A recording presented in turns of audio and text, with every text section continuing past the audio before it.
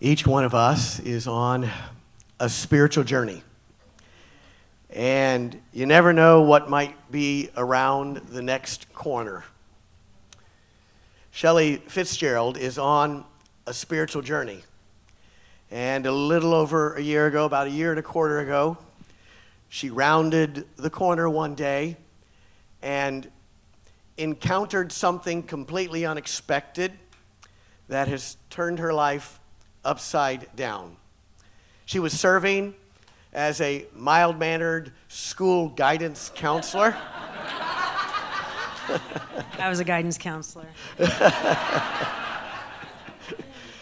Serving at Roncalli High School, a Catholic high school. She had deep roots in the Roncalli community, attended high school there, graduated, went off to get her higher education, came back to be a guidance counselor there, had served for 15 years in that capacity at Roncalli. And it wasn't for Shelly just a job. It was her passion. It was her calling. She saw it as ministry to the students. Then everything comes apart. When I asked Shelly if she would share her story with us today, she said, I'd be more comfortable doing it in a conversational format. So that's what we're going to do today. Shelly, thank you so much for being part of this congregation, for sharing your story here today. For those who didn't hear last year what happened to you, tell us what happened. Thanks. So first of all, the reason that I chose to do it this way is because if you're a person who comes to church here regularly, I'm just warning you, I'm not as eloquent as Jeff is. If this is your first time here, then I encourage you to come back, because he truly is the reason that I've come back time after time after time, because his message, yeah, thanks. Yeah. I know the work that he puts into it, so I don't mean to slight him when I say that his message is something that we all should hear, because as I reference it sometimes, it's simple stupid, you know? And I don't mean it in the way that sounds. It just means it's like I walk out of here and I'm just like, yeah. And the way, so I'm so blessed. I mean, so blessed to be here today, but to have crossed paths with Pastor Miner and the congregation. So back in August of 2018, I was, as Jeff said, I was a counselor. I was not mild-mannered, but I was a counselor at Roncalli High School, and we had just begun school the week before, and I had received an email from the president of my school, which kind of serves as the over the principal, but over the financial piece of the school. The president had emailed me and asked me if he could meet with me and my principal the next day. For any of you who work in any kind of, under anybody really, and you get an email that on Friday at 2 o'clock they would like to meet with you. Yeah, everybody's like, oh. Yeah, that's what happened to me. So I got this email on Thursday. I immediately texted my principal and said, what's up? I don't usually meet with them together. And certainly not at 2 o'clock on Friday. And he called me back a little bit later to let me know that someone had turned in my marriage certificate. And so, a little bit of background is, as Jeff said, I've been a part of that community since I was a little bitty. Grew up, have brothers and sisters and cousins and nieces and nephews that go to school there. My dad was an active volunteer, served as in the Christian Awakening Retreat Senior Program. Yeah, yeah, he's pretty incredible. And so I think that when I say that, like I was a part of the community, I was about as much of a part of the community as you can be. And so I didn't know what this meant. I didn't know who turned in my marriage certificate. But here in the state of Indiana, and I wasn't aware of this until recently, is that you literally can look up someone's first and last name if you know their birth name. You can look up Michelle Fitzgerald, and you can find my marriage certificate. And if you want to turn that in to get me fired, apparently you can do that, and that's what happened. And so in that meeting on Friday afternoon, I was given 4 options. The actual first option that I was given was to dissolve my civil union, divorce my wife that I've been with for 23 years, to leave that family, to be counseled and accompanied back to the church, okay, by a priest. And the second option was then I could resign. And then after that, beyond that, my options were, if you stay quiet, if this kind of stays under wraps, then we can let you work throughout the rest of the year as long as nothing comes out, and potentially get to the end of the year and then not renew your contract. So any way you look at it, unless I divorced my wife and leave my family, which that day was a good day, so I didn't. If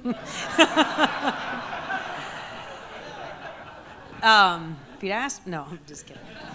And so, as these options were presented to me in my head, of course I was like, wait, there's no option for me to stay except for this. And so immediately I let them know, without having a whole lot of time to think about it. I absolutely am not going to divorce my wife and leave my family.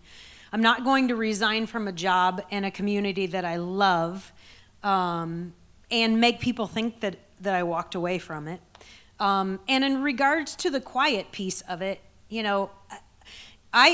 although I wasn't out to students and parents, because I'm a counselor and that's not a part of what I do. I don't share, my personal journey with other people just so that they can, know who I am. But I was out to pretty much everybody else. You can't be in a community like that is close-knit without everybody not only knowing who you are, but being an integral part of my life, hanging out with us. And, my daughter, from the time that she was, could walk, she was walking the halls of Roncalli. And so to be quiet, I didn't know exactly what that meant, but what it meant to me was like, I'm going to tell people that I love what's going on. That's just going to be a part of it. What I didn't know that would happen next is when I walked back into my office and, my coworkers who first were my friends, not just my coworkers. We had a pretty special department. Everybody was devastated, and I emailed a few people. What I didn't know is that would eventually translate into 2 weeks later me being on the Ellen DeGeneres show. So to say that I didn't keep it quiet is probably an understatement. But it wasn't me. I mean, this is not comfortable for me. This is not, I've always been an advocate for my students. I've always been an advocate for, for injustices to be, overturned. I've always been an advocate, but I certainly have never been an activist. I don't like to be in the spotlight. I like to, be the one that's lifting people up, not needing people to lift me up, which is what it turned into. So after the initial meeting with the principal and the president of the school, what was the next shoe to drop? So on Sunday, I met on Friday. On Sunday afternoon, after it had already been on all the news, I was notified that I was placed on administrative leave, which is where I stayed for the remainder of the year. Kind of not knowing what was going on, because there were immediately, along with being, surrounded by my tribe, my people, there were a group of students, 6 in fact, who stood up immediately and changed the trajectory of the entire story. They stood up, and not only did they say, this isn't cool, but now we're going to fight to make it better. And so what they did the first Saturday or the first Friday after this happened, they made it a rainbow football game, and it was all over the news. One of our football players who actually, I know Jeff, there's the picture. One of our football players who's actually on Shelly's Voice, one of the 6 original committee members, ran out onto the football field with a rainbow flag, and his wristbands, which you can't see, say "I love Misfits." And it just, and so what happened was, without me knowing about it, I was immediately lifted up, and the next shoe really is that the story stopped being about me. If it had remained about me, I probably would have, been a little bit more quiet. It would have ended up being a little bit more quiet about it than it has been. But what I recognized is this isn't a story about me. This is a story about people standing up for people, people loving each other, and then stepping in and actually doing the work to love one another. Mm-hmm. So that first weekend, you've had the meeting, you go home, you're sort of absorbing what has happened.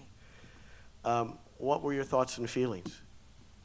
I was devastated. I get that's probably an understatement because right away I was sad, I was angry, I was confused because again I wasn't in the closet necessarily. I mean, the people who I wanted to know and trust, it's like, everything in our lives. When we trust someone and we love someone, we let them know who we are. And so that's who I had been, unapologetically. And so I was very sad. On the Monday after I was placed on administrative leave, so the next morning, I had videos from people who were sending them to me of literally hundreds of people coming through my office, filing in a line, laying bouquets of flowers on my desk, and cards, and notes, and posters, and praying in my office for me and with me, and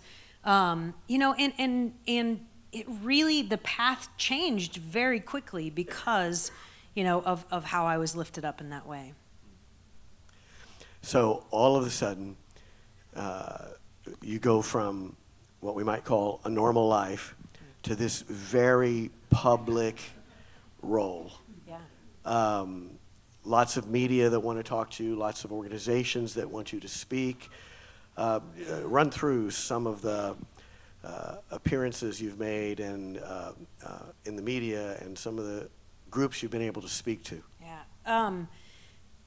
The blessings really truly have been overwhelming. I mean, when we talk about, windows closing and doors opening and all of these, I mean, that is literally the understatement of the century regarding this case. And so, within 2 weeks, Ellen DeGeneres' show contacted me and asked me to come on the show to tell my story. And unbeknownst to me, she had also invited the students of Shelly's Voice to come out too. So if you ever have an opportunity or if you've watched it, like the shock on my face when she said, "Let's bring him out," is genuine. And so that probably is the one that's been, the one that's been on TV the most, but we've been in the New York Times. I recently did an article interview with the Washington Post at the Supreme Court arguments. We've been on CNN, NBC News, New Ways Ministry, The Advocate, Out, Ari Getty Foundation. I mean, like, it is national and it's crazy. We were the Grand Marshals for the Pride Parade. I actually spoke as the keynote speaker for the Women's March this year, and so, yeah, I know. Can you So if you feel like imagine? you've seen me a little bit too much on TV, I hear you. Can you imagine? What was the coolest thing about being on the Ellen Show? That I don't remember anything. I genuinely, the three things that I remember about the Ellen Show is that she smells delicious. She has the bluest eyes I've ever seen in my life and the biggest watch I've ever seen in my life. And that's pretty much what I remember. But from everything that everybody tells me, it was amazing. But the way that they treated us when we were there, Ellen is a very, very genuine person, and really that care that she has that you see on the show is real.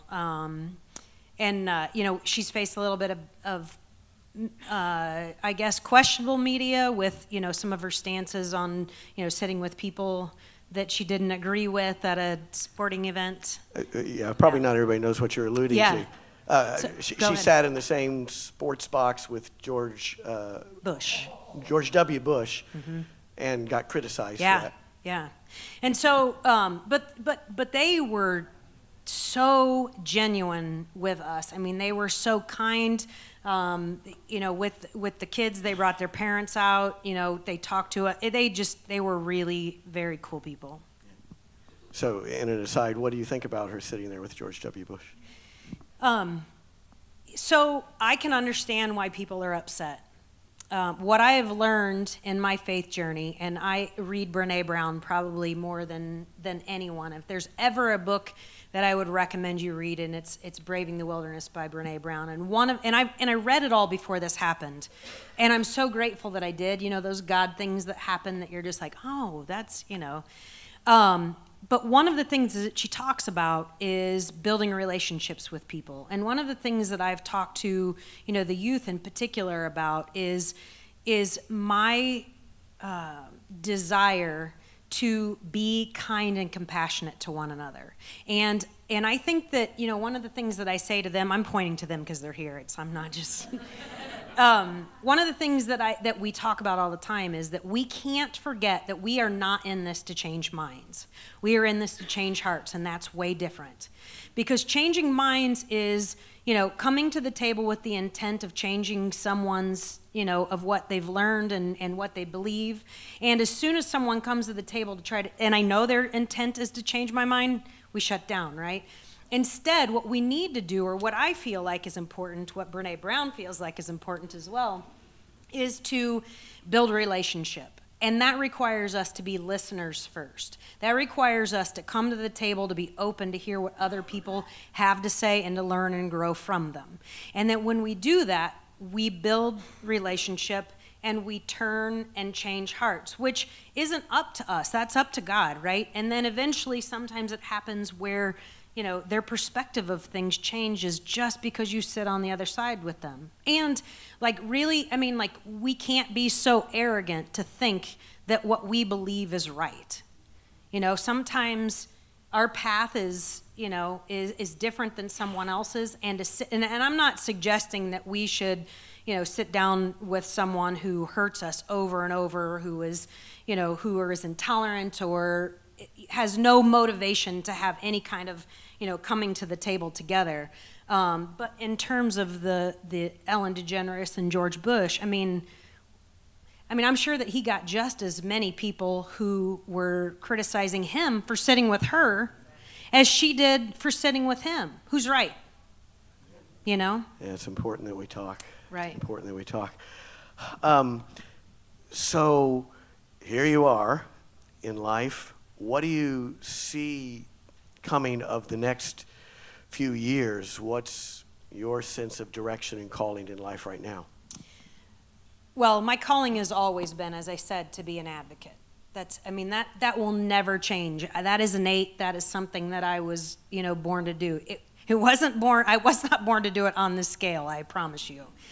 But I'm growing more comfortable in it because what I'm recognizing is the importance of holding people up. And there are people that don't have a voice, can't have a voice. I don't want to spotlight anybody, but if you've watched the news, there were 2 other people from Roncalli that were fired with me. Another guidance counselor who also is married and had been at Roncalli for 39 years and in a relationship for way longer than me.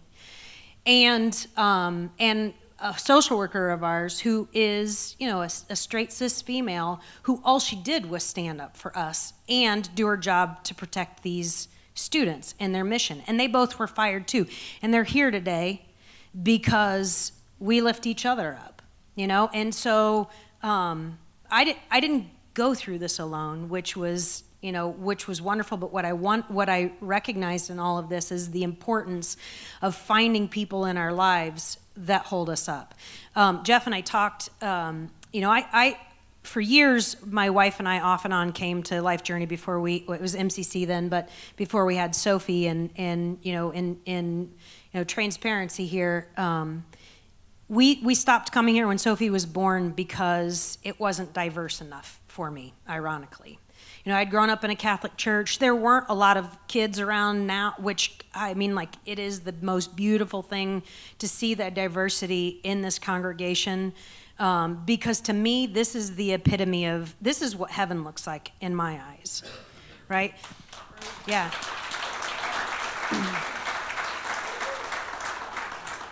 And so the April before all of this happened, I had made a conscious decision that I was going to come back here and celebrate here regularly. And, and anybody who grew up Catholic or Lutheran or Episcopalian, really, and not just that, but those are the primary religions that I know off the top of my head that are kind of like Catholicism. When you walk into this congregation and you've had that experience, this is way different. Right? In a very, very good way. But when you sit down, I remember, sitting towards the back, and what I recognized is there's a lot of singing. Thank you, Jason. Right? But a lot of verses, and, which now I recognize is one of my favorite things about being here. And, the other thing that I recognize is, people have their arms around each other. People are holding each other. People are, standing up and dancing and celebrating. People are witnessing out loud. And, and I remember sitting in the back thinking, yeah, that's a lot,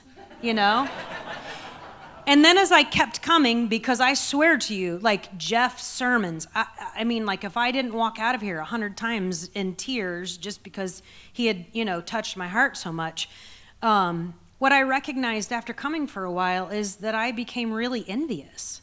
And I was like, why hasn't the Spirit touched me in this way that I've never wanted to just shout out, amen. I mean, like clapping in a Catholic church is like, especially clapping after songs, like, hey, good job, Jason.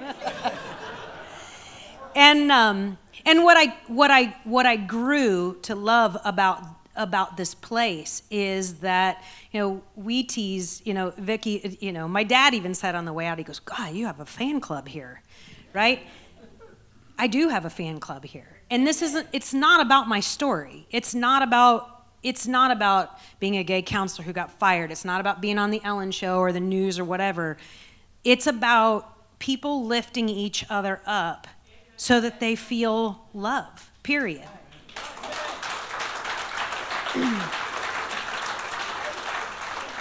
And I shared with Jeff too, I'm like, and here's the perfect example of it. I might have jinxed us between services, but I'm like, did any of you go to the opening of the bathroom and see how excited everybody was last week?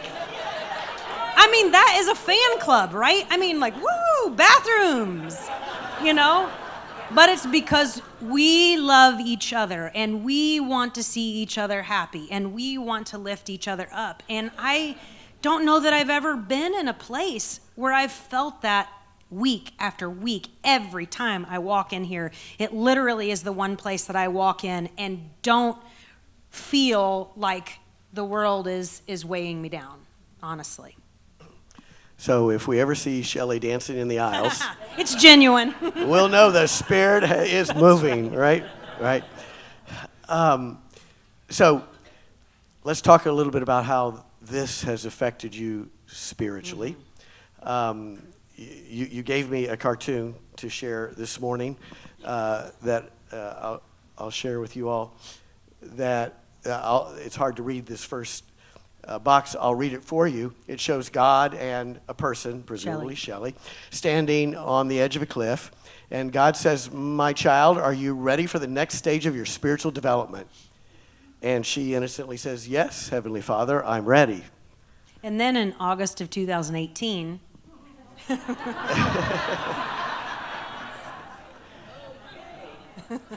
kicked off the cliff. What does that mean to you? Well, I mean, really, all joking aside, is the one thing that's missing off of this cartoon is the end of it. Is, you don't get to see what happens at the end of it. And, in my imagination, I see myself holding up all those balloons from up, and floating above it. But I mean, there's no parachute, right? There's nothing there that shows you what happens next. And this is exactly how I felt immediately until there was a giant mattress at the bottom of the cliff that saved me. And so my spiritual journey really has been a God, it's just overwhelming. It's been a really fun one because although I've always considered myself a faithful person, where I was in my faith journey before, and some of this is the way that I grew up, and some of it is the church that I was in, and or whatever it is that I heard. To me, my faith journey used to always be about feeling like God had a plan for us. And there's some of us that feel that way. God, it's already a predicted plan. It's already built for us. And in the Lord's Prayer, I would always concentrate on Thy will be done. You have a plan, Thy will be done. And what I've learned, and some of it, from really a sermon that Jeff gave not too long ago, but what's turned for me is that what I've recognized is that God's not walking in front of me, and He certainly isn't behind me. He's walking right beside me and with me in the journey. And now, instead of believing that there's a predestined plan, I just know that the plan changes. He talked a few weeks ago about, God's will. I mean, we can't control what other people do. We can't control, we make mistakes, they make mistakes. And so, one of the things that I talked about was it feeling like it's a chess game. I make a move and then God makes a move, and then I make a move or somebody else makes a move and then God makes a move. But what I've recognized even in praying about this talk today is that it's really not even like a chess game. It's more like a dance.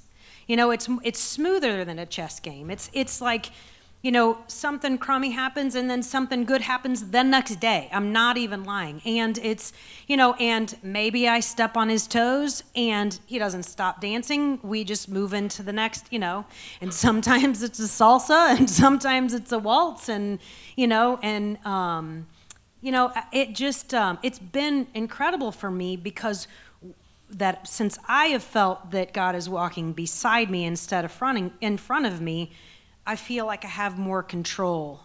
I feel like, it's not something that's already happening to me and just sit back and watch it happen. I can be active in making a difference. And that's kind of, what we've chosen to do. Have you lost a lot of people in this? Not as many as I've gained.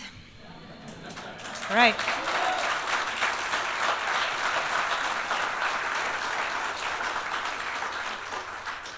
Yeah, of course. I mean, people feel like they have to make decisions, and I respect that. To hear me say that I respect that. I know not everybody is on the journey that I'm on. What I've recognized, though, through a quote that, someone sent me kind of just out of the blue, but what I recognized is that we're not all on the same journey. And I'm not on the same journey that I was a year and a half ago. And because people, I do believe that there were people that loved me that had to just let go so that they didn't have to be in the middle. Unfortunately, people have to make decisions. Along with me today as well are some of my very, very good friends that, that couldn't stay and had to leave Roncalli as well. And, and a lot of the emotion that I've gone through, that I've been truly working on with myself is the guilty feeling that I have. I'm okay. I'm not mad, I'm not sad, I'm moving forward, but the one emotion that overwhelms me sometimes is the guilt that all of the trauma that has been caused for other people through this. Although I didn't choose this, my friends who walked away from their jobs that they loved, my friends who got fired from their jobs that they loved, my family who, is very supportive but has to, hear things and see things that people say all the time, my students who were silenced. There are a lot of people who are experiencing a lot of pain through this. And although I recognize that's not my fault, I wish that I could take that away from them. To those two individuals you mentioned who are here today who also lost their job, I just want them to know how grateful we are for their courage and their principle and how sorry we are for what happened to them. Me too. Me too.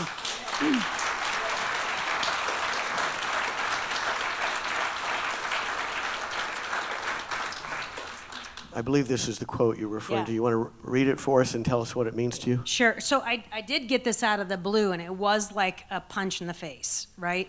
It says, "It is painful when God is leading you to a place where other people who have been important to you on your journey cannot follow. Do not judge them, nor judge where you have been. God was back there too and still is. Don't let your heart be arrogant now, but also don't stop walking." Right? And so when I got this quote, it really, again, one of those God things, I really was in a place where I was aggravated that I had some really good friends that it really had dismissed me. Well, it was a community, but it was, a few particular individuals that, knew and shared dinner with us and came to our house and gave us wedding gifts and blah, blah, blah, that just felt like they needed to walk away. And I was angry about it. But then I got this, and what I recognized, again, is that our journeys are all different. And, and I am respectful of their decisions. I don't like them, but I respect where they are and where they felt like they had to be. And keep going. Yeah, as the and end keep of the quote going. says. Yeah. As we're running out of time, so as we start to wrap down, tell folks a little bit about what Shelly's Voice is and is doing. Thanks. So Shelly's Voice is an advocacy group, a nonprofit advocacy group that the students started in my name, and now we're a full-fledged, massive board doing lots of great things. We had a rally for equality that actually Pastor Jeff blew everybody away at. I know that doesn't surprise anybody, but everybody was like, "Who was that?" And I was like, "That's my pastor." You should come with me. And then they did. And so Shelly's Voice is the mission in a nutshell is for us to figure out how to work together in a faith-based environment so that if people want to be a part of, it doesn't matter, it's not just the Catholic Church, if they want to be a part of a church, that we're going to work to fight for them so that they have a place at the table. I maintain that the three safest places that a youth should feel is at their home, at their school, and at their church. And unfortunately, some of these kids have experienced not getting support in any of those places or in two of the three or whatever. And so our mission is that nobody has to feel like that anymore. And, and it's youth-led. We have a massive committee that includes adults too. And we're just doing things around the community trying to teach youth how to be activists in a responsible and respectful way. Do you think the Catholic Church will ever change? Yeah. I'm hopeful. Again, I think that it's all about building a relationship, and I think that it's really hard to hate someone up close. It's sad to me that in a time and place where people need church the most in our lives is that people are actually having the doors shut on them. So our work, my individual work, is that it's not just about the Catholic Church, but if someone wants to go to a Catholic church, I want them to have a seat at the table. And I feel like, I feel like we are in a dangerous place if we ever get to a place where we feel like we are more deserving of God's love than anybody else. If you are with Shelly's Voice and you're here today, we'd invite you to stand so we can appreciate and honor you. Yeah.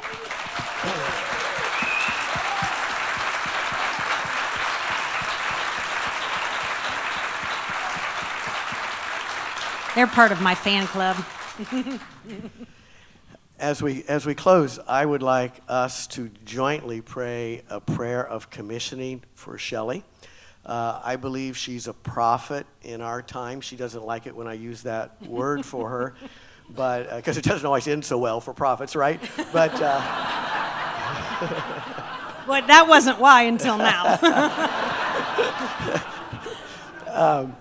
Right now, as most of you know, we're studying some of the great Old Testament prophets, Jonah, Hosea, Isaiah, next week, Jeremiah. So I think it's fitting that she's speaking in the midst of that, because this is what a modern day prophet looks like, right?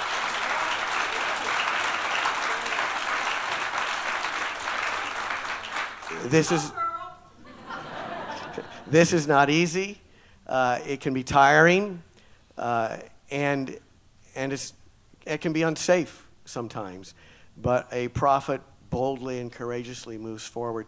So let's close this sermon time with a prayer of commissioning for Shelly's continued ministry and work. And if you're comfortable, you can lift your hand toward her as a symbol of God's blessing on what she's doing.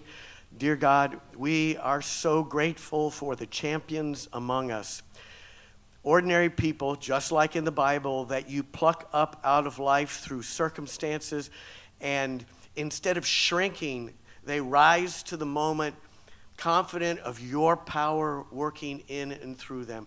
Thank you that has been Shelly's story, and we ask that you will redouble the strength that is in her, that you will give her confidence and courage and wisdom and the right words, the right spirit to know when to know when to be gentle, and to know when to be passionate and even a little bit angry.